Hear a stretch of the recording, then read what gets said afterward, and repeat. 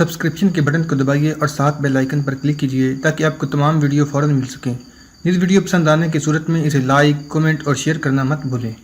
ہوا یوں کہ جب ہم نے فرانسس کو اپنے ہاں زندان میں ڈالا تو اس کی ماں نے سلطان سلیمان کی طرف ایک قاصد بھجوایا اور اسے خط بھی لکھا جس میں فرانس کے بادشاہ کی ماں نے التماس کی تھی کہ اس کے بیٹے کو چونکہ ہم نے زندان میں ڈال دیا ہے لہٰذا اس کی رہائی کا سامان کیا جائے۔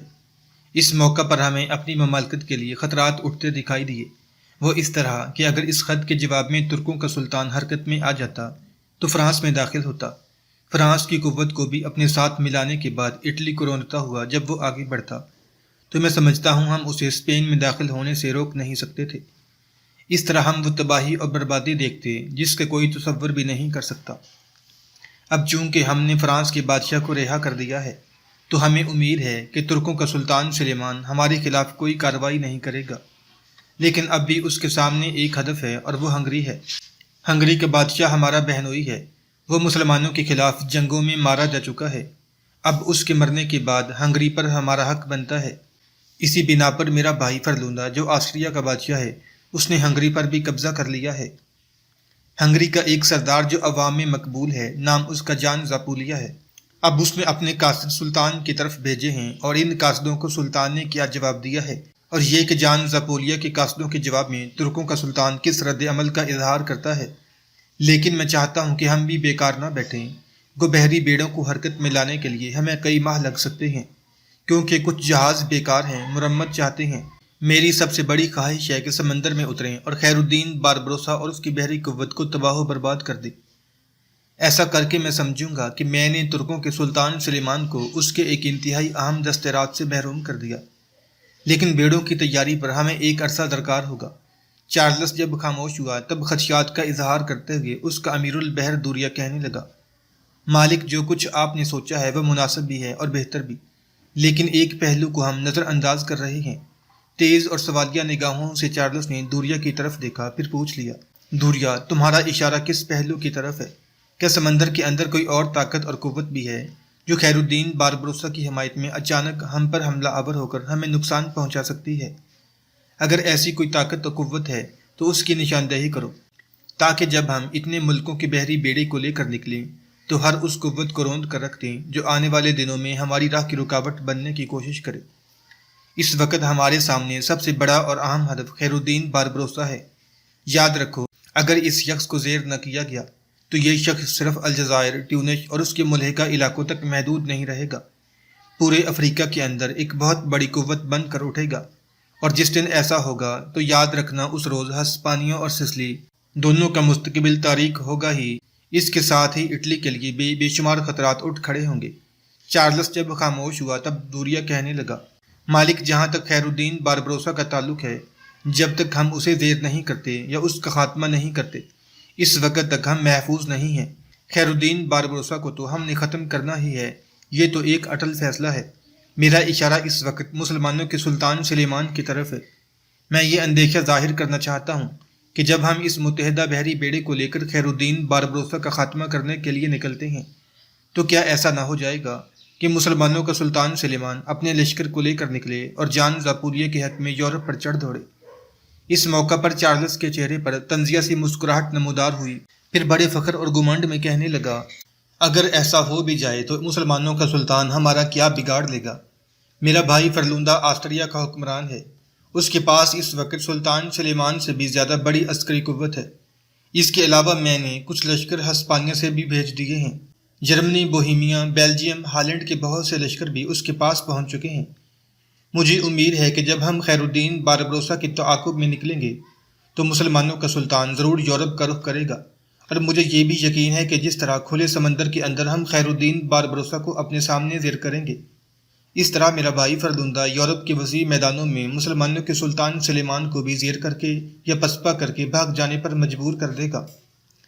یہاں تک کہنے کے بعد چارلس لمحہ بھر کے لیے خاموش ہوا، پھر ٹیونس کے سابق والی حسان کی طرف دیکھتے ہوئے کہنے لگا، حسان تمہیں فکر مند ہونے کی ضرورت نہیں ہے، ہم تمہارے ممنون ہیں کہ تم ہمارا ساتھ دے رہے ہو۔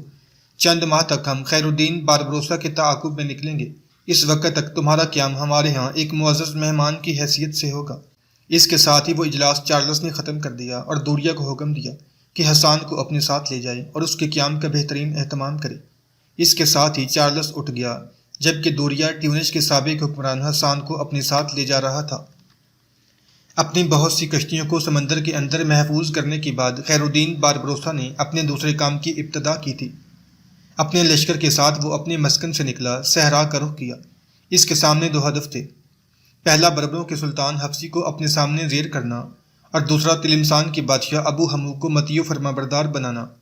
ساتھ ہی خیر الدین باربروسا نے قاصد بھیج کر اپنی دونوں مہموں کی اطلاع صغرا قبائل کے سردار عبد العزیز کو کر دی تھی اور اسے یہ بھی پیغام دیا تھا کہ اس کے پاس جو لشکر ہے اس کے ساتھ وہ نکلے، صغرا قبائل کے باغی سردار احمد بن قاضی پر حملہ آور ہو جائے۔ اس طرح صغرا قبائل کے سردار عبد العزیز کے ساتھ مل کر خیر الدین باربروسا بیک وقت 3 مہموں کو سر کرتے ہوئے افریقہ میں اپنی طاقت اور قوت کو مضبوط اور مستحکم کرنے میں تل گیا تھا۔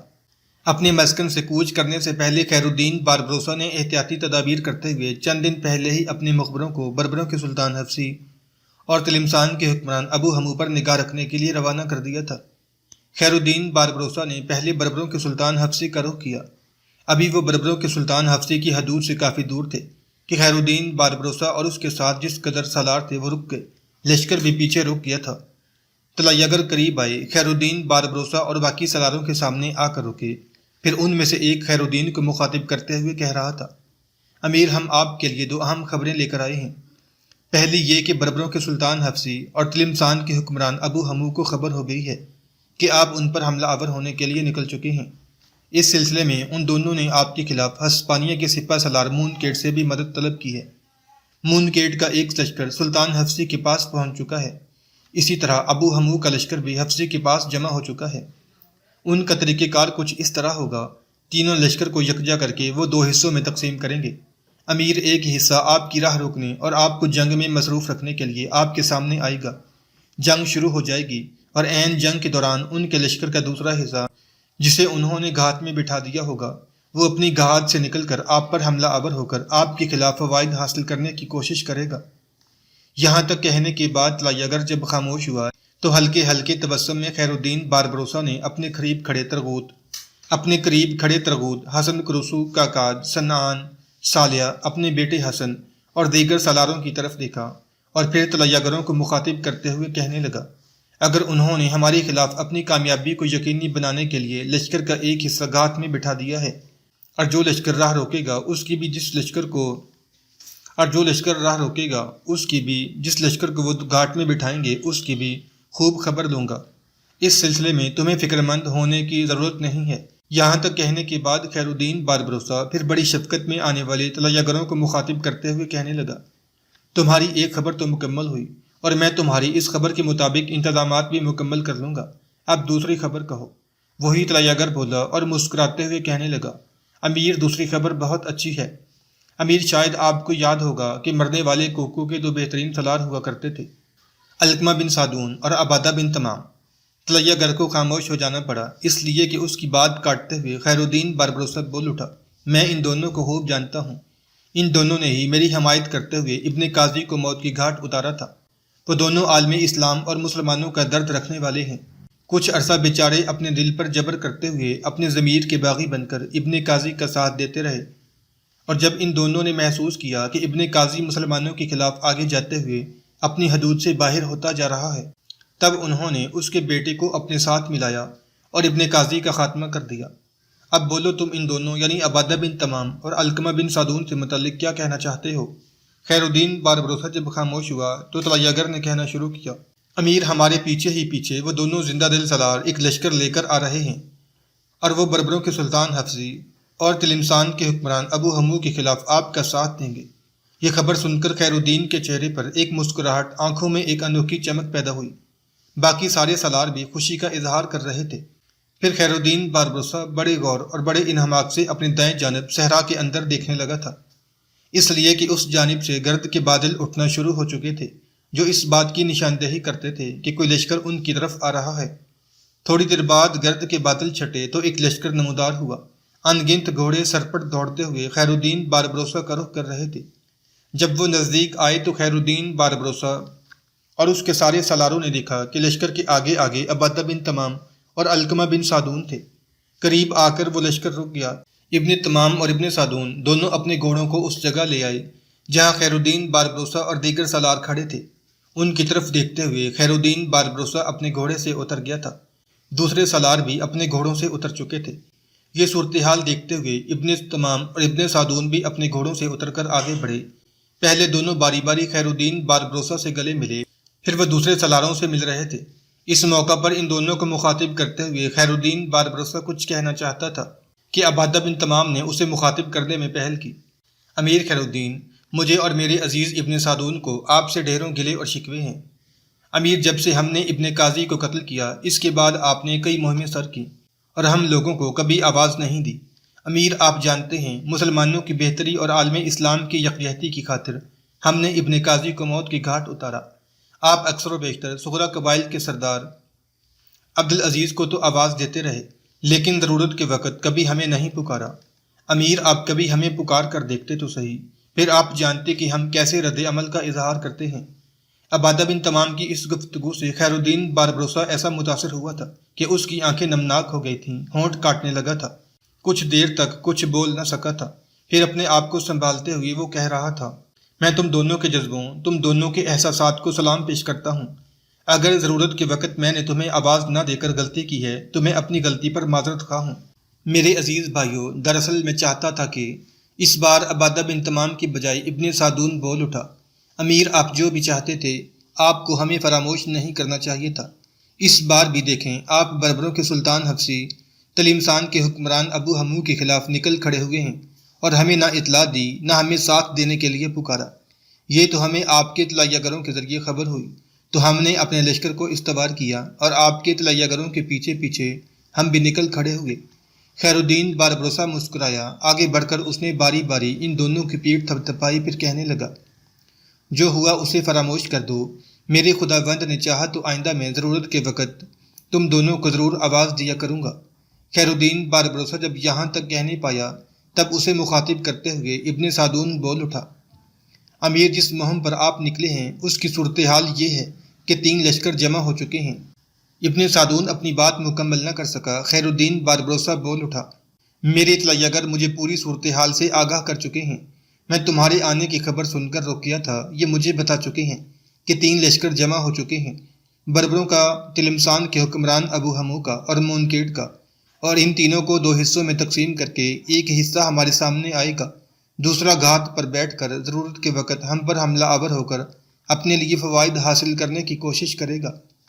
میرے عزیزو، تمہارے آنے کی وجہ سے مجھے خوشی اور حوصلہ ہوا ہے۔ میں اب جس لشکر کو لے کر تم آئے ہو اسے ساتھ ملا کر پورے لشکر کو 2 حصوں میں تقسیم کرنے لگا ہوں۔ ایک حصے کی کمانداری خود کرتا ہوں، دشمن پر ضرب لگاؤں گا۔ دوسرا حصہ گھات میں رہے گا اور دشمن کا وہ لشکر جو گھات سے نکل کر ہم پر حملہ آور ہونے کی کوشش کرے گا اس سے نپٹے گا۔ یہاں تک کہنے کے بعد خیر الدین باربروسا رکا، پھر ان دونوں کی طرف دیکھتے ہوئے وہ کہہ رہا تھا، لشکر کا جو حصہ گھات میں رہے گا کیا اس کی کمانداری تم دونوں میں سے کوئی سنبھالنے کے لیے تیار ہے؟ خیر الدین باربروسا کے اس سوال پر عبادہ بن تمام اور علقمہ بن سعدون نے عجیب سے انداز میں ایک دوسرے کی طرف دیکھا۔ آنکھوں ہی آنکھوں میں کوئی سوال و جواب ہوا۔ پھر عبادہ بن تمام عجیب سی عقیدت میں کہہ رہا تھا، امیر خیر الدین، آپ کے ساتھیوں میں سے جہاں محترم ترغوت، حسن کرسو، کاکاد، سنان، سالیہ ہوں وہاں ہم دونوں کی کیا مجال کہ کسی لشکر کی کمانداری کریں۔ امیر، آپ کے ساتھی وہ کماندار، وہ سالار ہیں جن پر ہم اپنا سب کچھ نچھاور کر سکتے ہیں۔ ان کے ہوتے ہوئے ہم دونوں میں سے کوئی بھی کسی لشکر کی کمانداری سنبھالنے کی جرت نہیں کر سکتا۔ عبادہ بن تمام کے اس جواب پر خیر الدین کے چہرے پر خوشگوار مسکراہٹ اور آنکھوں میں ہمدردی کی چمک نمودار ہوئی۔ پھر وہ کہنے لگا، اگر یہ بات ہے تو سنو، دوسرے حصے کی کمانداری میں ترغوت کو سونپتا ہوں۔ یہ سمندروں کا بیدی ہے، صحراؤں کا محرم ہے، برے سے برے حالات میں بھی دشمن پر ضرب لگا کر اسے پسپا کر دینے کا ہنر جانتا ہے۔ سب نے اس سے اتفاق کیا۔ اس کے بعد لشکر کو 2 برابر حصوں میں تقسیم کیا گیا۔ ایک حصے کو لے کر خود خیر الدین باربروسا آگے بڑھا تھا، جبکہ دوسرے حصے کو لے کر ترغوت صحرائی علاقوں کی بھول بھلائیوں میں کھو گیا تھا۔ دوسری طرف بربروں کا سلطان حبشی تلمسان کا حکمران ابو ہمو اور مونکیڈ کی طرف سے آنے والے سالار بھی خیر الدین باربروسا کا مقابلہ کرنے کے لیے اپنی تیاریوں کو آخری شکل دے چکے تھے۔ لشکر کا ایک حصہ انہوں نے گھات میں بٹھا دیا تھا، پھر وہ کھلے اور ویران میدانوں کے اندر خیر الدین باربروسا کی راہ روک کر کھڑے ہوئے۔ خیر الدین باربروسا اپنے لشکر کو لے کر جب ابو ہمو، حفصی اور مونکیڈ کے سالاروں کے سامنے آیا، تب مونکیڈ کا سالار اپنے سامنے کھڑے حفصی اور ابو ہمو کو مخاطب کر کے کہنے لگا، میرے پاس خیر الدین باربروسا کے لشکریوں کو بددل اور بے حوصلہ کرنے کی ترکیب ہے۔ اگر تم تعاون کرو تو اس پر عمل کیا جا سکتا ہے۔ حفصی نے اس کی طرف غور سے دیکھا، پھر کہنے لگا، کیسا تعاون؟ ہسپانوی سالار کہنے لگا، میرے لشکر میں ایک تیغ زن ہے جو گلیڈیٹر ہے، تیغ زنی میں کسی سے مات کھانے والا نہیں ہے، تیغ زنی کے ہسپانوی طریقہ کار میں اپنا جواب نہیں رکھتا۔ میں چاہتا ہوں کہ اسے انفرادی مقابلے کے لیے میدان میں اتارا جائے۔ دونوں لشکروں کے وسط میں جا کر صرف انفرادی مقابلے کے لیے نہ للکارے، بلکہ خیر الدین باربروسا، ترغوت، حسن کروسو، کاکاد، سنعان، سالیہ اور اس طرح کی جو بڑے سالار ہیں ان کے نام لے کر اسے مقابلے کی دعوت دے۔ ظاہر ہے نام لے کر جب وہ مقابلے کی دعوت دے گا تو جس کا وہ نام لے گا انہی میں سے مقابلے کے لیے کوئی نکلے گا، اور مجھے امید ہے جو بھی مقابلے کے لیے نکلے گا وہ ہسپانوی تیغزن اسے موت کی گھاٹ اتار دے گا۔ تو خیر الدین باربروسا یا اس کے کسی اہم سالار کے یوں انفرادی مقابلے کے دوران مارے جانے سے اس کے لشکریوں میں ایک طرح سے بددلی کی لہر پھیل جائے گی جو ہماری فتح اور ہماری کامیابی کو یقینی بنا سکتی ہے۔ اس موقع پر ابو ہمو اور حفصی نے آپس میں صلاح مشورہ کیا، پھر ہسپانوی سالار کی طرف دیکھتے ہوئے اس بار ابو ہمو کہنے لگا، تمہاری یہ ترکیب ہے تو بہت عمدہ اور اس پر آسانی سے عمل بھی کیا جا سکتا ہے۔ اس انفرادی مقابلے میں اگر تمہارا وہ ہسپانوی گلیڈیٹر مارا گیا تو پھر کیا بنے گا؟ ہسپانوی سالار کے چہرے پر تلخ مسکراہٹ نمودار ہوئی، پھر کہنے لگا، ایسے لوگ میدان میں انسانی اعضا کاٹ کر اپنی کامیابی، اپنی فتح مندی کا اعلان کرتے ہیں۔ تیغ زنی کے فن میں وہ اپنی عمر گزار چکا ہے۔ ہسپانیہ میں جب کبھی بھی تیغ زنی کے مقابلے ہوئے ہمیشہ یہی سرخرو ہو کر نکلا۔ میں تمہیں اس بات کی ضمانت دیتا ہوں کہ تیغ زنی کے فن میں اس ہسپانوی تیغ زن کو خیر الدین باربروسا یا اس کے ساتھیوں میں سے کوئی بھی زیر اور مغلوب نہیں کر سکے گا، بلکہ جو بھی اس کے مقابلے میں آئے گا اپنی جان سے ہاتھ دھو بیٹھے گا، اور اس کا یوں میرے ساتھی کے سامنے اپنی جان سے ہاتھ دھو بیٹھنا ان کے لشکر میں بددلی اور ایک طرح سے افراتفری کا باعث بھی بنے گا۔ اس بار بربروں کے سلطان حفصی نے ہسپانوی سالار کو مخاطب کیا اور کہنے لگا، اگر یہ بات ہے تو اپنے اس تیغ زن کو انفرادی مقابلے کے لیے نکالو۔ اگر وہ ہماری فتح کا باعث بن سکتا ہے تو میں سمجھتا ہوں اس سے بڑھ کر ہمارے لیے اچھی بات اور کیا ہو سکتی ہے۔ حفصی کے اس فیصلے پر ہسپانوی سالار خوش ہو گیا تھا، پیچھے ہٹا، اپنے لشکر کے ایک حصے کی طرف گیا۔ پھر تھوڑی دیر بعد ایک ہسپانوی سالار گھوڑے پر سوار میدان میں نکلا۔ وہ سر سے لے کر پاؤں تک چمکتے ہوئے فولاد میں غرق تھا۔ اس کی کمر پر اس کی تلوار اور ڈھال تھی، ہاتھ میں لمبا چمکتا ہوا نیزہ تھا، اور اپنے گھوڑے کی مہمیز پر مہمیز لگاتا ہوا وہ میدان کے وسطی حصے کی طرف بڑھا تھا۔ مستی پر آیا ہوا اس کا گھوڑا بار بار ہنہنا رہا تھا، نتنے پھڑپھڑا رہا تھا اور کبھی کبھی اپنی دونوں ٹانگیں اٹھاتے ہوئے سرکشی کا اظہار بھی کر رہا تھا۔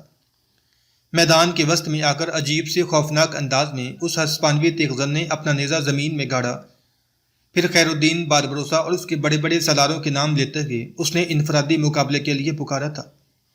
اس کی پکار پر خیر الدین باربروسا کے لشکر میں ایک طوفان اٹھ کھڑا ہوا تھا۔ حسن کروسو، کاکاد، سنعان اور دیگر کئی سالاروں نے ایک ساتھ اپنے گھوڑوں کو ایڑ لگاتے ہوئے اس سے مقابلہ کرنے کے لیے میدان کا رخ کیا تھا۔ یہ صورتحال دیکھتے ہوئے باربروسا کے چہرے پر مسکراہٹ نمودار ہوئی۔ آواز دے کر اس نے سب کو رکنے کے لیے کہا۔ سب مڑے اور خیر الدین باربروسا کے قریب آئے۔ اس موقع پر حسن کروسو نے خیر الدین باربروسا کو مخاطب کیا، امیر، یہ جو انفرادی مقابلے کے لیے میدان میں اترا ہے اس کا تعلق افریقہ سے نہیں، یہ ہسپانوی ہے۔ اس کے پکارنے کے انداز کو میں پہچان چکا ہوں، لہٰذا اس کے مقابلے کے لیے میرا جانا ہی مناسب ہے، اس لیے کہ میں ان کے طریقۂ واردات سے آگاہ اور واقف ہوں۔ حسن کروسو کے بعد دوسرے سالاروں نے بھی اپنی اپنی خواہش کا اظہار کیا۔ اس پر خیر الدین باربروسا کہنے لگا، میرے عزیزوں، میرے بھائیوں، میرے رفیقوں، میں تم سب کے جذبوں کی قدر کرتا ہوں۔ میں تمہاری جرأت مندی، تمہاری جانثاری کو سلام پیش کرتا ہوں۔ دیکھو، بالکل پرسکون ہو جاؤ، جذباتی ہونے کی ضرورت نہیں ہے۔ مقابلے پر حسن کروسو کو اترنے دو۔ خیر الدین باربروسا کے حکم کا اتباع کرتے ہوئے سارے سالار پیچھے ہٹ گئے تھے، جبکہ اپنے گھوڑے کو دوڑاتا ہوا حسن کروسو میدان کے وسطی حصے کی طرف بڑھا تھا۔ وہ ہسپانوی سورما اپنے گھوڑے پر بیٹھا اپنے مد مقابل کا منتظر تھا کہ حسن کرسو اپنے گھوڑے کو سرپٹ دوڑاتا ہوا اس کے سامنے گیا، اپنی چمکتی ہوئی تلوار اور ڈھال کو لمحہ بھر کے لیے اپنے سامنے لہراتے ہوئے مسکرایا۔